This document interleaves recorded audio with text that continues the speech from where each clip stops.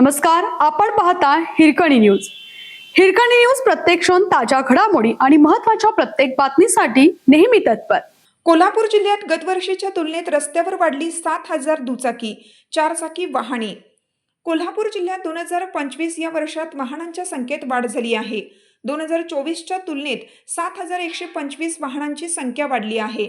2024 मध्ये 63,676 वाहनांची नोंद झाली होती. 2025 मध्ये ही संख्या 70,801 इतकी झाली आहे. तर इलेक्ट्रिक वाहनांना कोल्हापूरकरांनी पसंती दिली असून गेल्या वर्षाच्या तुलनेत 3,227 वाहने वाढली आहेत. जिल्ह्यात 2025 मध्ये इलेक्ट्रिक वाहनांची संख्या 11,017 इतकी झाली आहे. नवीन वर्षात विशेषतः 2025 मध्ये वाहनांची संख्या मोठ्या प्रमाणात वाढली आहे. सणासुदीच्या काळात GST कपातीमुळे विक्रीत मोठी वाढ झाली असून दररोज सरासरी 200 नवीन वाहने, कार आणि दुचाकी रस्त्यावर येत आहेत.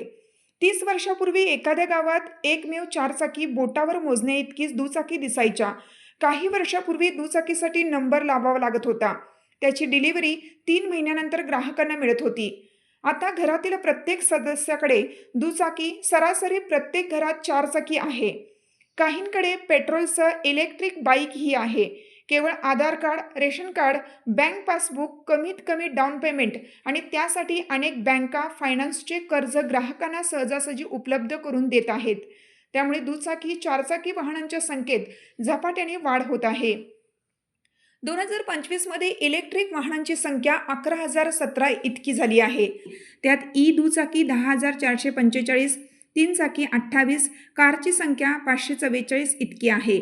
सप्टेंबर-ऑक्टोबर 2025 मध्ये GST मध्ये झालेल्या कपातीमुळे वाहनांच्या किमती कमी झाल्या, ज्यामुळे ग्राहकांनी मोठ्या प्रमाणात वाहने खरेदी केली. सणासुदीची मागणी.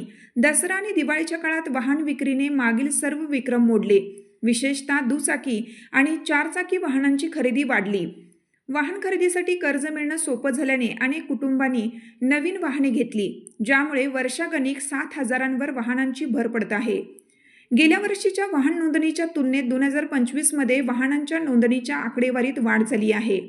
सुलभ कर्ज, वाढती गरज आणि GST कपात ही त्याची काही महत्त्वाची कारणे आहेत.